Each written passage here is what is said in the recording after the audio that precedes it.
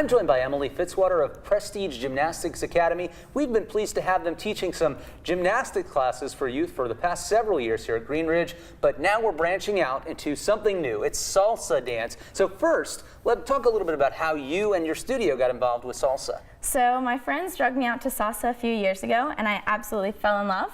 And then from there on out, I just kept going, improving, and I ended up having a blast doing it.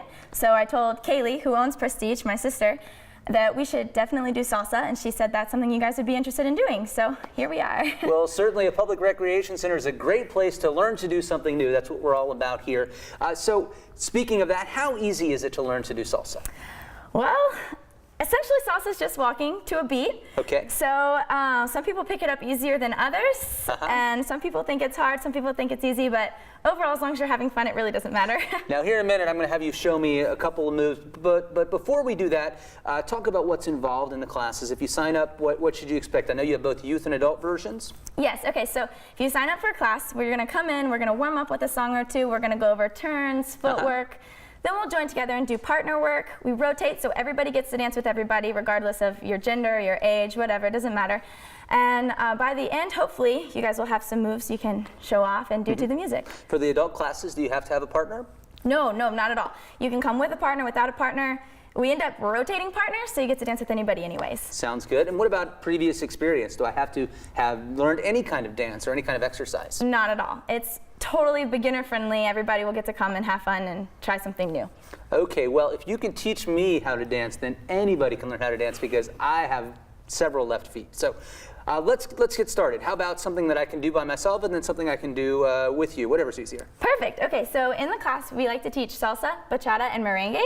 Lots of people think that bachata is the best one or the easiest one, so I'll show you a few steps there. Sure. What we're going to do is we do 3 steps, and then we tap our foot. So we're going to go 1, 2, 3, tap, and then the same thing this way. 1, 2, 3, tap. When you say tap, I see your knees at an angle. Is that on purpose, or?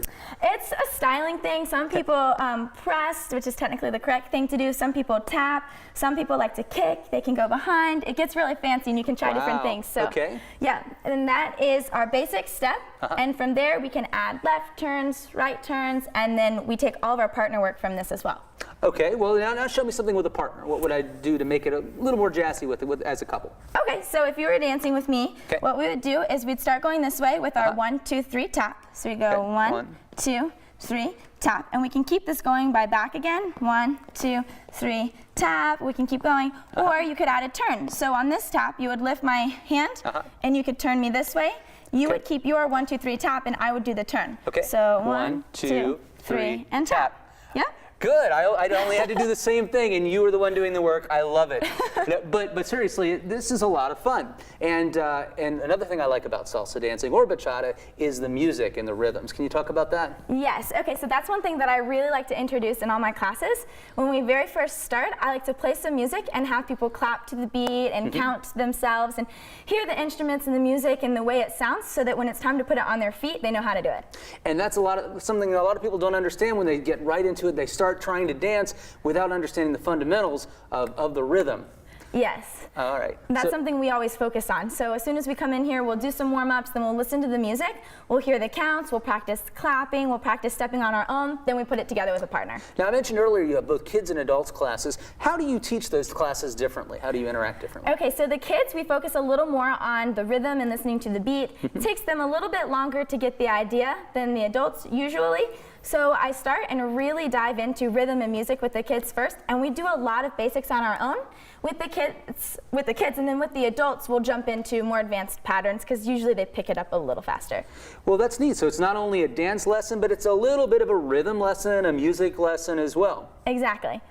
All right, well, if you want to find out more about this program or anything else you've seen on today's show, you can go to RoanokeCountyParks.com, look for the register online icon, and search for that salsa dancing. We have classes on, I believe, many of the Saturdays throughout the winter season, so you'll get to see Emily and our pals from Prestige Gymnastics Academy. It's a fantastic program.